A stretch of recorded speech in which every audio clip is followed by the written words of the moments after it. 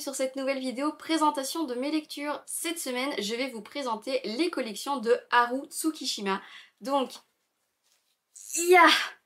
tout ça, oui, 16 tomes cette semaine, c'est pour ça que j'ai mis un petit peu de temps à préparer cette vidéo.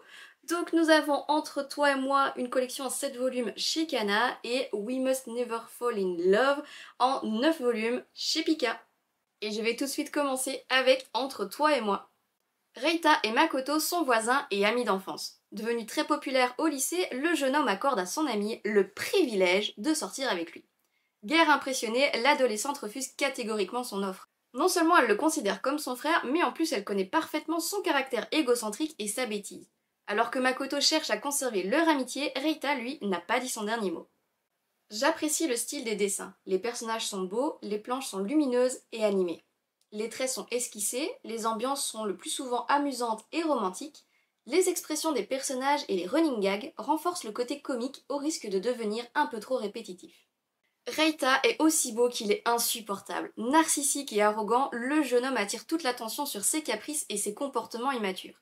C'est aussi un parfait idiot, il assure à lui tout seul une grande partie de la comédie.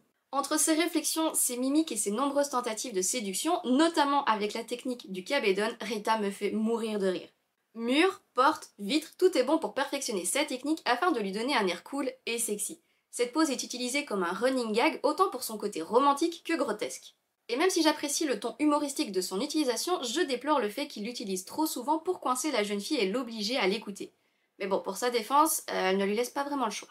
Il est donc difficile de le prendre au sérieux lorsqu'il semble aussi lourd de prime abord, mais au fil des tomes, il se révélera être un garçon gentil et attentionné qui m'a attendri au point de m'attacher à lui. Au début, on ne saisit pas bien ses motivations à vouloir se mettre en couple avec Makoto. Pour lui, il est le meilleur prétendant que la jeune fille puisse avoir, elle devrait donc se sentir honorée et accepter naturellement sa proposition. Pourtant, l'adolescente n'hésite pas une seconde à le remballer. Reita a du mal à réaliser ses propres sentiments et se montre encore plus maladroit pour les exprimer, mais il reste déterminé à faire d'elle sa petite amie. Grâce au soutien et aux bons conseils de ses amis, le jeune homme tentera de se montrer plus sérieux et honnête avec son ami d'enfance. Makoto est une jeune fille banale, elle s'intéresse plus aux chevaux qu'aux garçons et aux histoires d'amour, c'est pourquoi elle ne comprend pas le nouvel intérêt que lui porte son ami et voisin. L'adolescente le repousse donc sans cesse sous prétexte qu'elle refuse que leur relation puisse changer. Son caractère fort et indépendant la rendent particulièrement bornée. Ayant mal vécu le divorce de ses parents, elle a peur d'être à nouveau abandonnée. Même lorsqu'il devient évident que ses sentiments pour Reita ont changé, elle continue de se cacher derrière des excuses et d'impliquer leurs amis dans ses plans douteux. Admettre que leurs sentiments soient réciproques, ce serait également admettre que leur relation ait changé et prendre le risque de tout perdre. Pourtant, même si elle refuse de l'accepter, la situation a bel et bien changé et aucun retour en arrière ne sera possible. Son acharnement à vouloir conserver le statu quo et la redondance de ses réflexions deviennent rapidement agaçants, c'est pourquoi j'ai eu plus de mal à l'apprécier. Leurs amis proches sont très importants pour l'évolution des héros principaux. Leur soutien, leurs conseils, mais aussi leurs provocations vont les pousser à réfléchir et à agir. Juri est intelligente et sociable, elle s'amuse beaucoup à taquiner Makoto et Reita, mais elle peut également se montrer bienveillante à leur égard. La jeune fille me fait beaucoup rire avec ses remarques acerbes et son air satisfait, cependant elle incarne la voix de la sagesse avec son franc-parler et ses bons conseils. Juri prend le rôle de grande sœur et de coach amoureux très à cœur en aidant sa meilleure amie à faire le tri dans ses sentiments. Yusuke a une nature plus calme et rassurante, il semble plus mature et presque trop gentil. Au fur et à mesure des intrigues, le jeune homme révélera son côté imparfait, devenant de ce fait plus intéressant. Son amitié avec Reita dévoile d'autres aspects de leur personnalité et donne un peu plus de profondeur à ces deux personnages. Une sympathique petite histoire bourrée de clichés, des amis d'enfance, un beau gosse et une fille banale, le traumatisme du divorce, etc. Tout ça fonctionne bien, même si le développement et la profondeur manquent un peu. Le scénario est prévisible, certaines intrigues durent trop longtemps ou se répètent au détriment de celles qui auraient mérité d'être mieux mises en avant, tandis que d'autres sont carrément de trop. Si ces dernières sont censées faire avancer la relation de nos tourtereaux, ça manque clairement de naturel. Malgré les nombreuses répliques drôles et amusantes, les dialogues ne ressemblent pas à ceux des lycéens ordinaires. Leur manière de parler est parfois un peu trop polie et littéraire. Ils n'utilisent pas d'abréviations et se servent d'expressions moins courantes comme quand Makoto traite Reita d'Olibrius. Ça lui va parfaitement, mais je ne suis pas certaine que tout le monde comprenne le sens de ce mot un peu vieillot. Autant les premiers tomes semblaient un peu lents et redondants, autant une fois qu'ils ont réalisé que leurs sentiments sont réciproques, tout s'enchaîne très vite sur les derniers volumes. Un changement radical entre les deux qui manque un peu de fluidité. Cela dit, on remarque une amélioration dans les dessins entre les premiers volumes et le dernier qui présente des planches sublimées. Au final, c'est la réelle complicité de nos héros et leur attachement mutuel qui m'ont le plus touché. Entre les flashbacks et leurs nombreuses disputes, je les trouve adorablement drôles et j'adore l'idée qu'ils se rendent visite par leur balcon aussi souvent que possible. Je tiens à souligner que leur sexualité a été abordée de manière très saine tout en gardant une touche d'humour, un fait assez rare que pour que je veuille le mettre en avant. Mais j'avoue, j'aurais beaucoup apprécié que les personnages secondaires prennent un petit peu plus de place dans l'histoire. En connaître plus sur Juri, sur sa relation amoureuse et son amitié avec Makoto. Pareil pour Yusuke dont le passé m'intrigue, le peu que l'on en voit me laisse un goût d'inachevé. J'ai attribué à cette série la note de 14 sur 20. L'histoire n'a rien d'exceptionnel, mais j'ai beaucoup apprécié le côté humoristique présent dans chaque volume, dans tous les chapitres et scènes bonus. Je vais juste faire une petite partie spoiler parce qu'il y a 2-3 points que j'ai pas trop aimés et j'aimerais en discuter avec vous. Personnellement, je trouve que son petit cousin et l'intrigue qui va avec arrivent comme un cheveu dans la soupe. Ça a gâché l'évolution naturelle de la relation entre Makoto et Reita.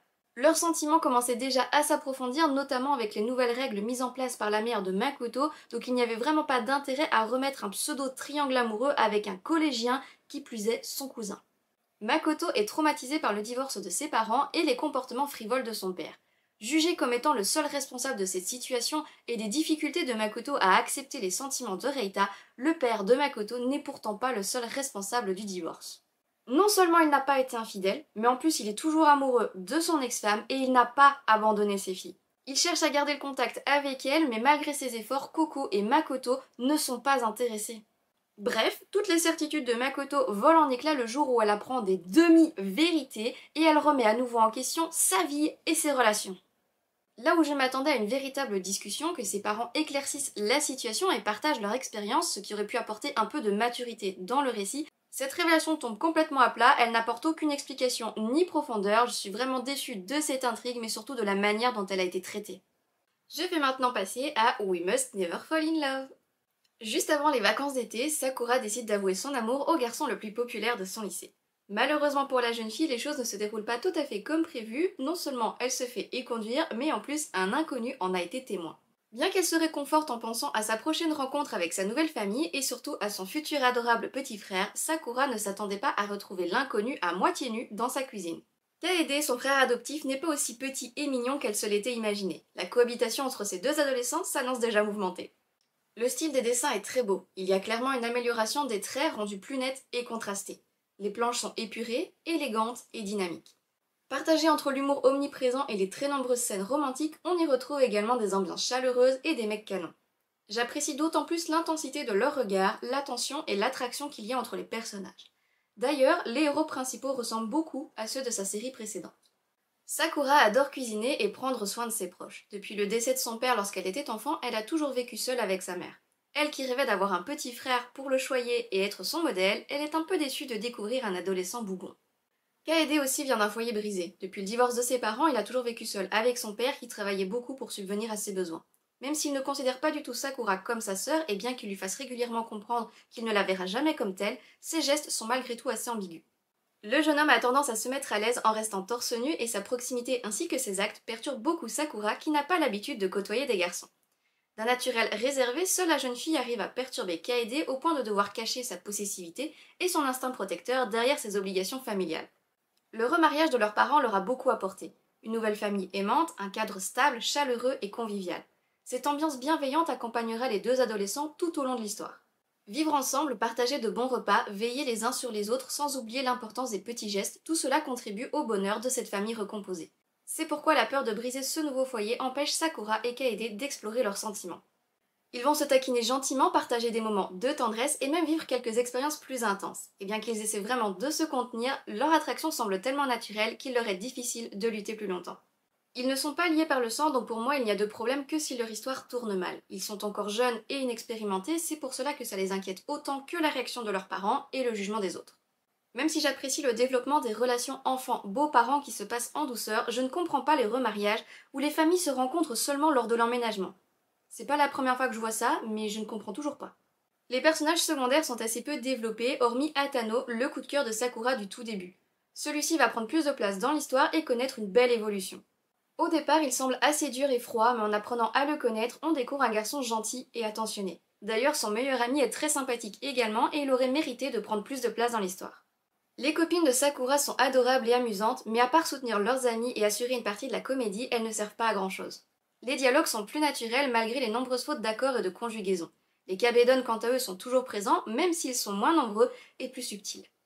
Le dilemme amour-famille dure un peu trop longtemps au vu du nombre de tomes, pourtant les nombreuses scènes comiques, adorables et romantiques m'ont beaucoup amusée, à tel point que je n'ai pas eu l'impression de m'ennuyer malgré le peu de rebondissements qui consistent surtout à jouer au chat et à la souris.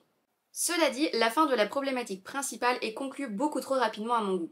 9 volumes de tergiversation sur les conséquences de leur relation sur leur nouvelle famille qui se terminent en un clin d'œil. Même si la conclusion en elle-même m'a plu, je reste sur ma faim avec le dernier volume qui s'arrête brutalement avec la fin du lycée. Sans chapitre bonus ni de petites scènes du futur à se mettre sous la dent, j'ai l'impression qu'il manque quelque chose. C'est vraiment dommage et ça me frustre assez.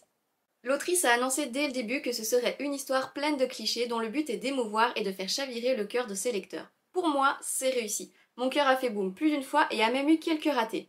C'est pourquoi je lui ai mis la note de 16 sur 20. J'ai beaucoup aimé, je regrette seulement la mise en place de la conclusion et la fin un peu trop brutale.